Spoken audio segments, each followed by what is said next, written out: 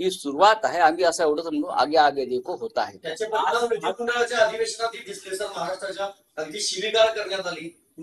बघा, शिवीगाळ कोणी केली? ही भारतीय जनता पक्षाची त्यांनी नवीन सुरू केलेली संस्कृती, यापूर्वी होत नव्हतं.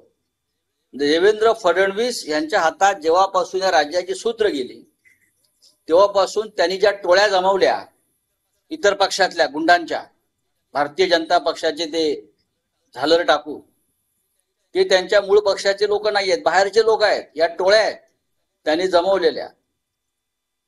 त्या टोळ्यांना त्याच पद्धतीनं उत्तर दिलं पाहिजे. अंबादास दानवे हे विरोधी पक्षनेते जरूर आहेत.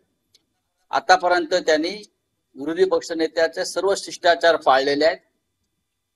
पण एक शिवसैनिक म्हणून जर आमच्या अंगावर कोणी येणार असेल तर आम्हाला त्या पद्धतीनं त्यांच्यावरती चाल करावी लागेल. कोण आहेत हे लोक? फडणवीसांनी गोळा केलेले. यांना काय भाजपचा विचार माहिती आहे? यांना काय हिंदुत्व माहिती आहे?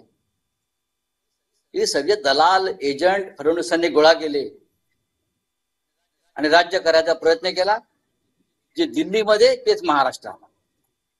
ह्याच्यामध्ये देवेंद्र फडणवीस यांच्या बरोबर असलेला एकही माणूस हा खरा भारतीय जनता पक्षाचा नाही, त्या विचाराचा नाही. राष्ट्रपतींच्या अभिभाषणावर आज पंतप्रधान संबोधन करणाऱ्यांची अवस्था करू द्या ना. आहे की एरवी पंतप्रधान फक्त भाजपच्या खासदारांची बैठक घ्यायचे, आज अभिभाषणापूर्वी एनडीएच्या खासदारांची बैठक बोलवली. दुसरा पर्याय नाही त्यांच्यासमोर.